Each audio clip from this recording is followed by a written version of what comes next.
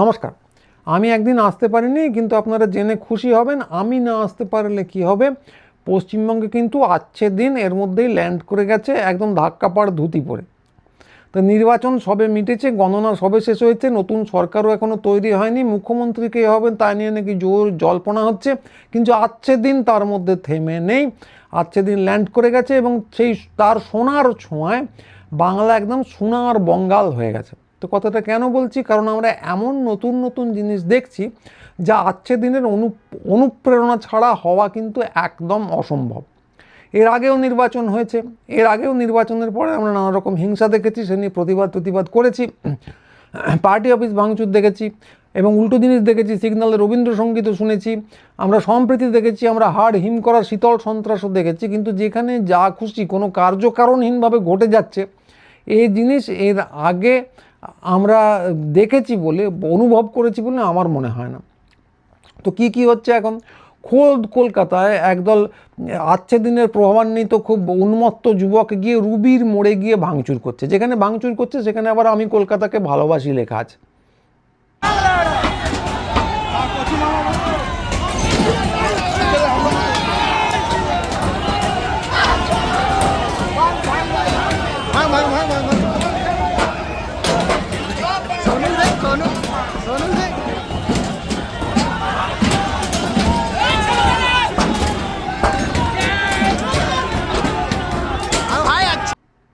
তো এটা খুব সম্ভবত কলকাতাকে ভালোবাসার নতুন রকম বহিঃপ্রকাশ হবে, যেটা আজকের দিনের অনুপ্রেরণায় এসেছে। শুধু সেটাই না, এরা কলকাতা বিশ্ববিদ্যালয়ে গিয়ে কিছু লোক দেখলাম লাঠি সোটা নিয়ে হামলা করছে।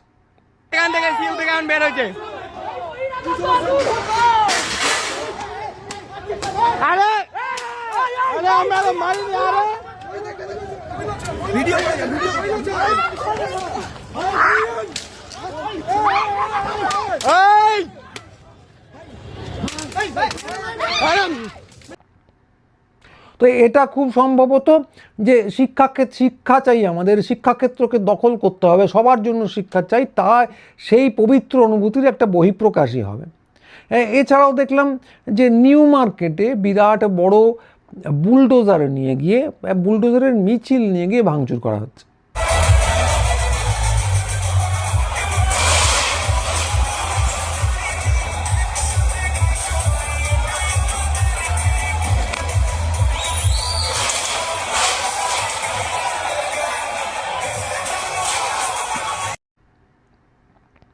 তো এটা কেন জানি না, তবে এই জিনিসটা একদম নতুন, কোত্থেকে বুলডোজার এলো তাও জানি না, কিন্তু বুলডোজারের সারি নিয়ে গিয়ে রীতিমতো বাহিনী দিয়ে পাহারা দিয়ে, কেন্দ্রীয় এবং পুলিশ বাহিনী পাহারা দিচ্ছে। তারা তো নিউ মার্কেট চত্বরে থাকেই, এমনি তো হয় না, তাদেরকে দিয়ে বুলডোজারকে দিয়ে ভাঙচুর করা হচ্ছে।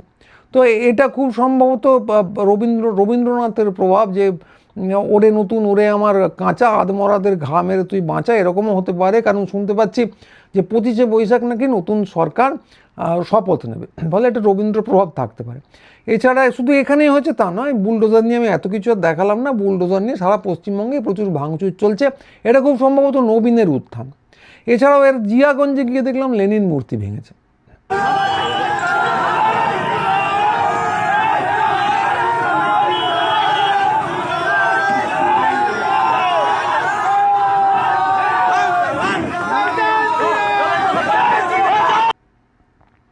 তো পশ্চিমবঙ্গে লেনিন মূর্তি ভাঙা হচ্ছে উদ্যোগ নিয়ে, এই জিনিস আমি দেখিনি। তো আমি জানি না লেনিন মূর্তি কেন ভাঙা হচ্ছে। খুব সম্ভবত লেনিনও এখন তৃণমূলের সম্পত্তি হয়ে গেছেন, যাদেরকে হারিয়ে নবীন প্রজন্ম ক্ষমতায় এসেছে, হতে পারে। তো এছাড়াও আরও অজস্র জিনিস হয়েছে, কত ভিডিও আর দেখাবো। নানা জায়গায় দেখলাম যে পাথর টাথর ছোড়া হচ্ছে, সেই আর নতুন করে দেখিয়ে লাভ নেই। ভয়াবহ একটা ঘটনা দেখলাম খাস কলকাতার, খুব সম্ভবত বেলেঘাটায়, খুব সম্ভবত তৃণমূলের একজন কর্মীকে দোতলা থেকে ধাক্কা দিয়ে ফেলে দেওয়া হচ্ছে মারধর করে।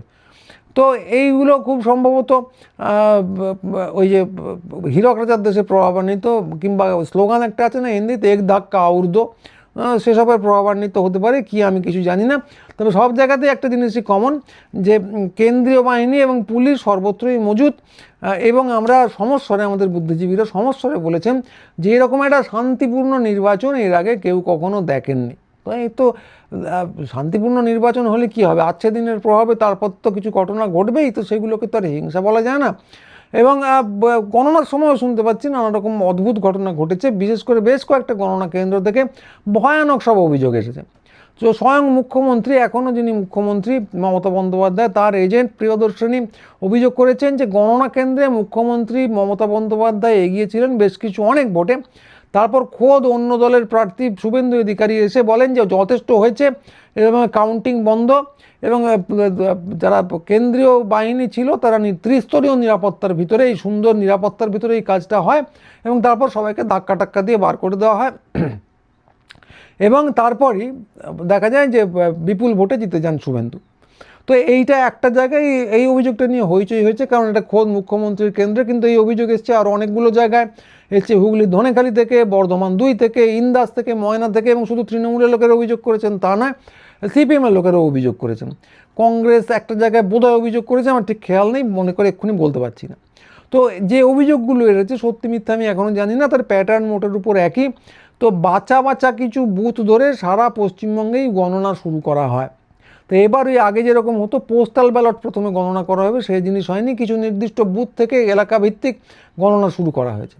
তো এমন কিছু বুথ বাছা হয়েছিল বলে অভিযোগ সব কটা জায়গাতেই, যেখানে বিজেপির এগিয়ে থাকার সম্ভাবনা, এবং সেইটা করে তারপর সেটা মিডিয়ায় চাউর করে দেওয়া হয় নির্বাচন কমিশনের সাইটে টাইটে আসার আগে, এবং তারপর বিভিন্ন মিডিয়ায় একই সঙ্গে বিজেপির পক্ষে ট্রেন্ড দেখানো শুরু হয়, যেরকম হয়েছিল এক্সিট পোলে। তো ট্রেন্ড দেখানো শুরু হয়, তারপর সারা রাজ্য জুড়ে হইচই পড়ে যায়। বিজেপির নেতারা প্রেস কনফারেন্স করতে থাকেন, বলেন আমরা তো জিতেই গেছি। তারপর যেটা করা হয়, অভিযোগ যেটা এখনও বলছি, যে গণনা কিন্তু ধীর করে দেওয়া হয়, এবং দুপুর বিকেল নাগাদ আর তো গোনার দরকার নেই, আমরা জিতেই গেছি, সবাই বাড়ি যাও বলে এজেন্টদের বার করে দেওয়া হয়, এবং মারধর করেই বার করে দেওয়া হয়, এবং তারপর যোগ বিয়োগ কী হলো সে কথা কেউ জানে না, এবং তারপর দেখা যায় যে বিজেপি জিতে গেছে। এবং এই পুরোটাই হয়েছে কেন্দ্রীয় বাহিনী ত্রিস্তরীয় নিরাপত্তার ভিতরে, বলয়ের ভিতরে, মাছি গলার উপায় ছিল না, এবং তারা দাঁড়িয়ে দাঁড়িয়ে পুরোটা দেখেছে, বলা যায় অনুঘটকের কাজ করেছে। তো এইটা অভিযোগ, সত্য মিথ্যা তো আমার জানা নেই, কারণ আমি কেন্দ্রের ভিতরে ছিলাম না, ফলে এটা কতটা ব্যাপক জানার উপায় নেই। তো জানার একটাই উপায় হতে পারতো যে কেন্দ্রের ভিতরে যে সিসিটিভি আছে সেটা যদি প্রকাশ করে দেওয়া হতো তার ফুটেজ, তাহলে জানার একটা উপায় থাকতো। তো ভারতবর্ষের সমস্ত সিসিটিভি পাওয়া যায়, লোকসভা রাজ্যসভার সিসিটিভি পাওয়া যায়, এবং বিচারালয়ের সিসিটিভি পাওয়া যায়, কিন্তু নির্বাচন কমিশন অতি পবিত্র বস্তু, তারা কখনো সিসিটিভি ফুটেজ ফাঁস করেছে বলে জানা নেই।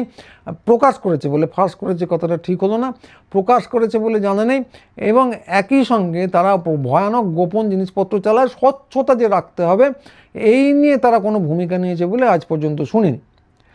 তো কথা হচ্ছে যে এই যে অভিযোগগুলো, এগুলো যদি সত্যি হয় তাহলে এটা একটা বিকট হিংসা, এবং এই বিকট হিংসার মধ্যে এই কাউন্টিংয়ের ব্যাপারটা সত্য মিথ্যা তো আমি বলতে পারবো না সব প্রমাণ না হওয়া পর্যন্ত, কিন্তু এত লোক অভিযোগ করছেন, সত্য হওয়ার একটা সম্ভাবনা আছে।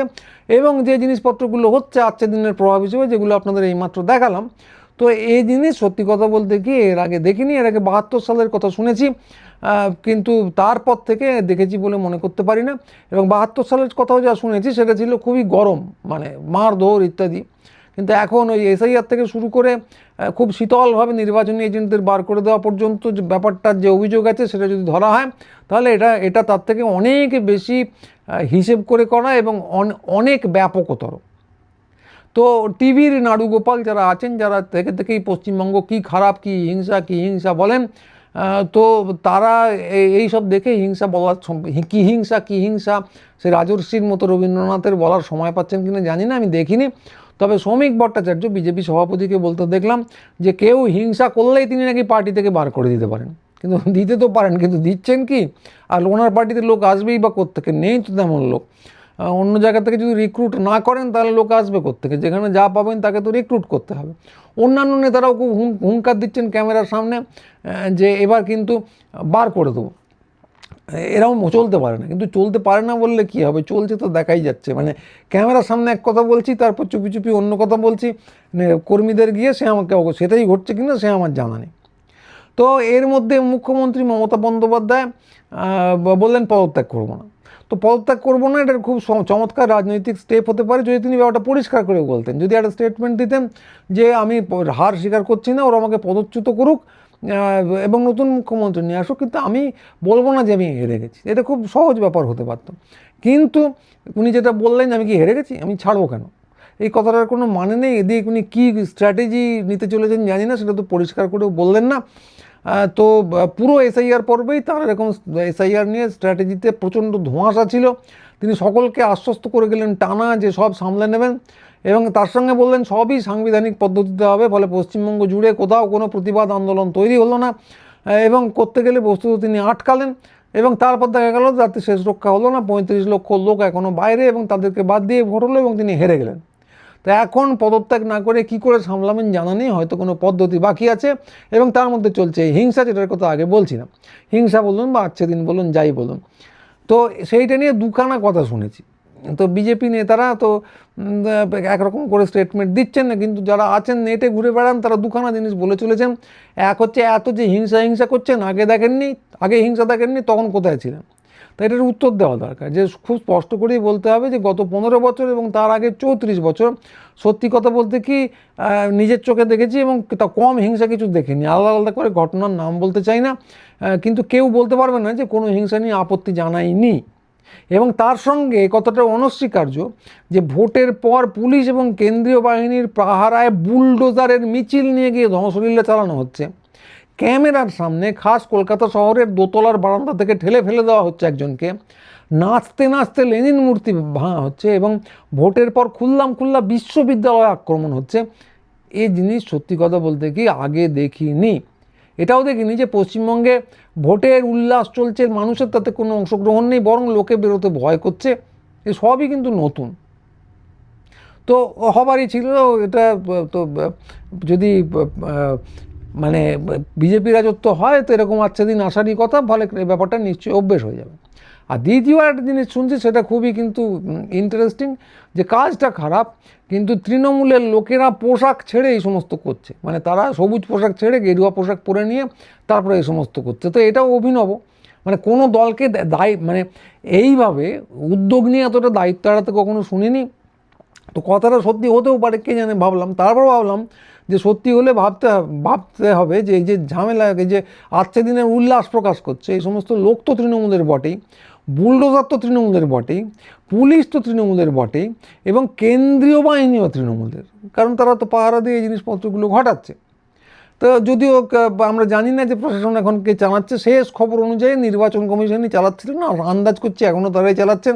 ভুল হলে মার্জনা করে দেবেন, আর যদি ভুল হয় আমি সেটা নিশ্চয়ই বলবো। কিন্তু আমার এখনও ধারণা যে কেন্দ্রীয় নির্বাচন কমিশনের আন্ডারেই এখন সম্পূর্ণ প্রশাসন এবং পুলিশ। তো এই নিয়ে বিশেষ কিছু জানার উপায় নেই আলাদা করে, কারণ টিভিতে কী দারুণ, মানে মিডিয়াও কোনো খবর দিচ্ছে না, টিভিতে কী দারুণ শান্তিতে নির্বাচন হলো বলে আহা উহু যাদের করতে দেখা যাচ্ছিল, তাদের আর দেখা পাওয়া যাচ্ছে না। সে যাওয়ার কথাও না, এজেন্ডা ছিল, এজেন্ডা মিটে গেছে, এখন আর শান্তির দরকার নেই। তো এর মধ্যে আরও একটা ভয়ঙ্কর ঘটনা ঘটেছে, যেটা গত রাতে ঘটেছে, একটু আগেই জানতে পারলাম। সে এক ভয়ানক ঘটনা।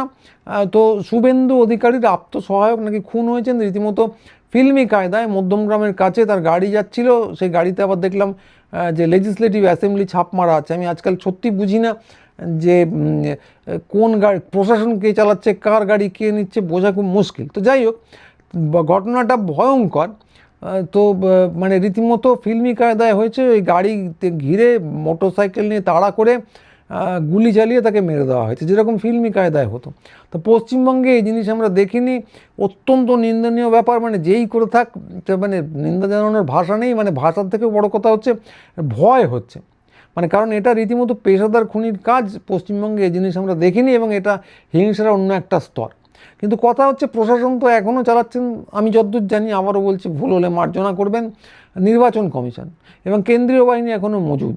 এবং ওই ভদ্রলোক কোথায় যান, কোথা থেকে আসেন, এর খবর, তার সিকিউরিটি ডিটেল যাকে বলা হয়, সেটা থাকার সম্ভাবনা অন্য লোকেদের কাছে খুবই কম। তাহলে তারা করছেনটা কি? মানে যদি বিপক্ষ দলের লোকেরাও করে থাকে, এরকম একটা অভিযোগ এসেছে, সত্যি মিথ্যা সেটারও জানি না, যদি করে থাকে। কিন্তু কথা হলো যে শান্তি শৃঙ্খলা, আইন শৃঙ্খলা রক্ষার দায়িত্বটা কার, নিরাপত্তা দেওয়ার দায়িত্বটা কার? তো মানে নির্বাচন কমিশন আচ্ছে দিন, নির্বাচন কমিশন এবং কেন্দ্রীয় বাহিনী আচ্ছে দিনের শৃঙ্খলা রক্ষার যে পরিমাণ উদাহরণ সামনে রাখছে, সেটা অভিনব। এর আগে এরকম কখনো দেখিনি। এবং ওই সুখেও কেঁদে ওঠে মনের মতো, সুখেও এখন আমার ভয় করছে এরপর কি কি হতে পারে, মানে কি কি হতে পারে আন্দাজ করছি, কিন্তু সেসব আর স্পেকুলেট করলাম না, করে আর লাভটা কি। তো এরই মধ্যে আজকের দিনের আরেকটা প্রভাব হিসেবে চলছে অবিরত পাল্টি। নিচের তলায় টোটো স্ট্যান্ড বদলে যাচ্ছে, টোটো স্ট্যান্ডে বদলে যাচ্ছে পতাকা, তো সেটা তো খুবই প্রত্যাশিত। উপরের তলায় তৃণমূলের তারকা সিনেমা স্টার বলছেন ভালো সিনেমা যদি হয় তাহলে বিজেপি এলে ক্ষতি কী, ওরা তো ব্যবসাটা ভালো বোঝে। ওদিকে তৃণমূলের মুখপাত্র তিনি বলছেন যে আমার দলের তো কেউ আমাকে বাঁচাচ্ছে না, বিজেপির লোকেরা কত সাহায্য করেছেন, কী ভালো কী ভালো। তো লেখকরা দল বেঁধে প্রত্যাশাপত্র পেশ করছে। তো এইদিকে সব থেকে ইন্টারেস্টিং হলো অভয়া মঞ্চ কিন্তু এখন কলতানকে ভুলে গেছেন, বলছেন নতুন সরকার এসেছেন, এবার চাই ন্যায় বিচার। এর আগে যে বলেছিলেন কি করে ন্যায় বিচার দেবে, সিবিআই তো দেয়নি, সেটা আর শুনতে পাওয়া যাচ্ছে না। তো এখন ন্যায় বিচার চাই। তো ডাক্তার ওই কি একটা ফোরাম আছে ডাক্তারদের, তারাও সুবিচার পাবেন বলে আশায় বুক বাঁধছেন। তো তাদের কয়েকজন কর্মকর্তার লেখা পড়লাম, তাদের একজন নেতা তো এবার বিজেপির এমএলএও হয়েছেন, ফলে সুবিচার পাওয়া যেতেই পারে। তো ফুলডোজার নিয়ে পরে মাথা ঘামালেও হবে। তো যেটা ভাবতে বেশ চমৎকার লাগে, এটাও বোধহয় আজকের দিনের প্রভাব, যে এরা এতদিন লেসার ইভিল গ্রেটার ইভিল দিয়ে জ্ঞান দিয়েছেন, মানে যারা তৃণমূলের পক্ষে ছিলেন তারা বলেছিলেন আমাদের দোষ থাকতে পারে কিন্তু আমরা হলাম লেসার ইভিল, আর ওনারা বলতেন উল্টো দিকে বাম দিকে যারা আছেন তারা বলতেন লেসার ইভিলকে দিয়ে গ্রেটার ইভিল আটকানো যায় না। তো এই সমস্ত বড় বড় বাকতাল্লা যারা দিতেন তারা ভিতরে ভিতরে আসলে কী জিনিস ভেবে একটু চমকপ্রদ লাগছে। এটাও আজকের দিনের ম্যাজিক, এবং দলগুলো এদের মাথায় তুলেও রেখেছিল, এটাও খুব সম্ভবত আজকের দিনের ম্যাজিক। তো আশ্চর্যের কিছু নেই যে বিজেপি ক্ষমতায় এসেছে, কারণ পচন যদি শিকড় অবধি না যায় সমস্ত দলের, তাহলে এই জিনিসটা সম্ভব ছিল না। কারণ যেটা আমরা দেখতে পাচ্ছি যে পদ্ধতিতে এবার নির্বাচন হলো, পচনের কথাটা কেন বলছি, সেই এসআইআর থেকে গণনা পর্যন্ত এবং ভোটের পর কেন্দ্রীয় বাহিনী এবং পুলিশ বুলডোজারকে যেভাবে নিরাপত্তা দিচ্ছে সব মিলিয়ে, হ্যাঁ, তো বোঝা যাচ্ছে যে পুরো ব্যাপারটাকে একটা প্রহসনে পরিণত করা হচ্ছে। এর মধ্যে একটা বড় অভিযোগ আছে গণনায় বিপুল কারচুপি হয়েছে। তো সেটা সত্যি হোক বা মিথ্যে হোক বা আংশিক সত্যি হোক, বাকি যেটা দেখা যাচ্ছে সেটাও কিন্তু প্রহসন ছাড়া কম কিছু নয়। মানে 35 লক্ষ লোককে বাদ দিয়ে ভোট করা হবে, এটাই তো একটা প্রহসন। তো এইটা হচ্ছে, কিন্তু আমি বলবো সেটাও খুব বড় কথা নয়। ভারতীয় যুক্তরাষ্ট্রে এরকম প্রহসন এর আগেও আমরা দেখেছি, যদিও কম মাত্রায়। ধরুন 60-এর দশকে পশ্চিমবঙ্গে একজন রাজ্যপাল ছিলেন, তার নাম ছিল ধর্মবীর, ধর্ম এবং বীর দুই আছে। তো তিনি প্রথম যুক্তফ্রন্ট সরকারকে ফেলে দিয়েছিলেন নানা কায়দা করে। তো তখন ওরকম হতো, কিন্তু কথা হলো যে লোকে তাতে ছেড়ে দেয়নি, প্রবল বিক্ষোভ হয়েছে, তারপর দ্বিতীয় যুক্তফ্রন্ট হয়েছে, সেটাকে ঠেকানোর জন্য 72-এ আবার প্রহসনের নির্বাচন হয়েছে, এবং তারপর বিরোধী দল তৎকালীন সিপিএম সেটা বয়কট করেছিল। তো এইসবের পর একটা মোটামুটি যুক্তরাষ্ট্রীয় কাঠামো এসে দাঁড়ানো গিয়েছিল, সেটা আদর্শ ব্যবস্থা থেকে অনেক দূরে হলেও একটা যুক্তরাষ্ট্র কাঠামো ছিল, যেখানে কেন্দ্র রাজ্য সরকারগুলোর উপর হস্তক্ষেপ করতে পারতো না। তো এইটা একটা চালু কাঠামো হিসেবে দাঁড়িয়ে গিয়েছিল। কিন্তু এবার আমরা যেটা দেখলাম এবং দেখছি সেটা হলো চাকা উল্টো দিকে ঘুরিয়ে প্রায় ব্রিটিশ আমলে চলে যাওয়া হলো। গোটা রাষ্ট্রযন্ত্র তার অজস্র শাখা প্রশাখা নিয়ে নিজের মতো করে নির্বাচক ঠিক করে নিল, নিজের মতো করে গণনা ঠিক করে নিল, এবং পছন্দের সরকার কার্যত বসিয়ে দিল। তো আধুনিকতম প্রযুক্তি থেকে গায়ের জোর সবকটাই কার্যত প্রয়োগ করা হলো। তো বাকিগুলোতে যদি সন্দেহ থাকে, অন্তত 35 লাখ মানে 5% বৈধ ভোটারকে বাদ দিয়ে যে ভোট করা হলো, এটা তো গোপন কিছু না। কিন্তু সেটাও তত বড় ব্যাপার নয়। ভয়ানক যেটা, প্রহসনটাও বড় ব্যাপার নয় বলছি, এমনকি 5% বাদ দেওয়াটাও ভয়ানক ব্যাপার নয়। ভয়ানক যেটা পচনটা, সেটা কোথায়? সেটা হলো যে এখনও এই নিয়ে কোনো আওয়াজ নেই। মানে আগের ঘটনাগুলো ভয়ানক, কিন্তু তার চেয়েও বড় ভয়ানক হলো যে এই নিয়ে কোনো আওয়াজ নেই। মানে আমরা সবাই ভোটের শতাংশ বিশ্লেষণ করে চলেছি, আমিও আগে একটা অনুষ্ঠান করেছি, জনাদেশ খুঁজছি, এরপরেও খুঁজবো। কিন্তু ভোটের শতাংশ মাপতে গেলে তো প্রথমেই জানতে হয় যে নির্বাচনী পদ্ধতিটায় কোনো গোলমাল হচ্ছে কিনা, রাষ্ট্রযন্ত্র বা অন্য কারোর পক্ষ থেকে ম্যানিপুলেশন করা হয়েছে কিনা। যদি তাই হয় তাহলে জনাদেশ খুঁজবো কী করে? তো সেটা তো স্পষ্টতই করা হয়েছে, কারণ আগেও বলেছি যে বাকিগুলো নিয়ে সন্দেহ থাকলেও অন্তত 5% বৈধ ভোটারকে বাদ দিয়ে যে ভোট হলো, এটা তো গোপন কিছু না। তো 60-এর দশকে এই জিনিস হলে বিদ্রোহ হতো, 80-র দশকে এই জিনিস করলে সারা বাংলায় সিপিএম হইচই ফেলে দিত। কিন্তু 80 বছরের বৃদ্ধ ভারতীয় গণতন্ত্রে এই নিয়ে মিনমিন খুব 2-4টে গলা ছাড়া আর কিছু শোনা যাচ্ছে না। এইটাই কিন্তু হলো আসল সমস্যা। গলার আওয়াজ শোনা না গেলে পরিবর্তন সম্ভব না। তো এইটাই হচ্ছে আমাদের সামনে সবথেকে বড় ঝুঁকি। সেজন্য আমরা কথা বলছি, আমাদের কথা বলতে হবে। যারা কথা বলছেন অনেক রকম সমস্যা আছে আমি জানি, মাথায় রেখেই কথা বলুন, আমাদের সঙ্গে গলা মেলান, এইভাবেই আমরা একটা সমস্যার হয়ে উঠতে পারবো বলে আমার ধারণা। তো আজকে এইটুকু, একটু লম্বা হয়ে গেল ভিডিওটা, আর বাড়াবো না। পরের ভিডিও নিয়ে খুব তাড়াতাড়ি আবার আসবো। সবাই ভালো থাকবেন, নমস্কার।